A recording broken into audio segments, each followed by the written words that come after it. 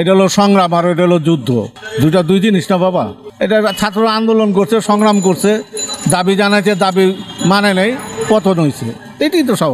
আর ওইটারও তো দেশ নেওয়ার যুদ্ধ, যে আমরা একটা দেশ পাবো, আমার একটা গর্ব হবে, আমি একটা বাংলাদেশের নাগরিক হব, সেটা তো অন্য জিনিস বাবা। সেই জিনিস তো এই সংগ্রামের সাথে তো তুলনা করলে এটা তো বোকার স্বর্গে বাস করা হইলো। সংগ্রামে 300-400 ছাত্র মারা গেছে, আর সেখানে যুদ্ধের সময় হলো 3 লক্ষ লক্ষ মানুষ মারা গেছে, 30 লক্ষ শহীদের রক্তের বিনিময়ে এই দেশ। 24 সালের আন্দোলনের তুলনা করো, তাহলে সেটা স্বাধীনতা যুদ্ধের প্রতি অসম্মান করা হবে। যারা প্রাণ দিচ্ছে ওদের প্রতি দুঃখজনক হবে যে ওরা কী জন্য প্রাণ দিচ্ছে। আর এরা তো সংগ্রাম, একটা দাবি, কোটা মানে না দেখে দাবি লেগে প্রাণ, আর এটা হলো যুদ্ধের জন্য প্রাণ, দেশের জন্য প্রাণ দিচ্ছে। দেশ এক জিনিস, দাবি এক জিনিস।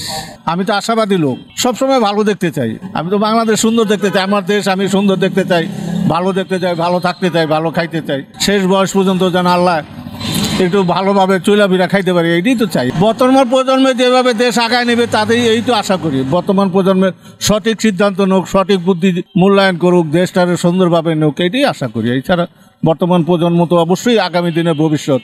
আমার ছেলে নাই, আমার 4 মেয়ে। পরিস্থিতি তো ভালোই, সেখানে কোনো তো খারাপ দেখতেছি না।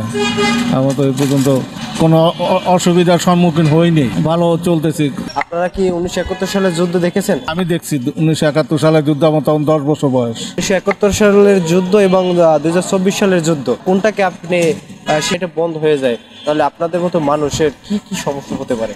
আমার মতো মানুষের যেমন বন্ধ হয়ে গেলে আমি তো একেবারে মাঠে মরে যাবো। আমার বাঁচাতে না বাঁচাই সমস্যা। এই গাড়িটা আপনাদের হওয়ার পর থেকে আপনাদের কি ধরনের উপকার হয়েছে? আমার বউ বাল বাচ্চা লইয়া ঠিক মতন ঘর ভাড়া টরভাড়া দিয়ে বাঁচতেছি, ডাইল ভাত খাইতেছি, এই উপকারটুকু হয়েছে।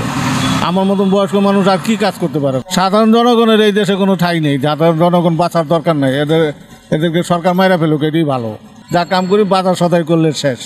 রিস্কেই যদি বন্ধ করে দেয়, তা আমি তো মাঠে মরে যাবো। আমার তো আর চলার কোনো রাস্তা থাকবো না। কি করে খামো, কার কাছে যাবো, কে দেখবো? নির্বাচন কি হবে না হবে এটা হলো বুদ্ধিজীবীদের কাজ, আমলাতন্ত্রের কাজ। আমাকেও এইসব কাজ দেয়, আমরা এইসব চিন্তা ভাবনা করিও না।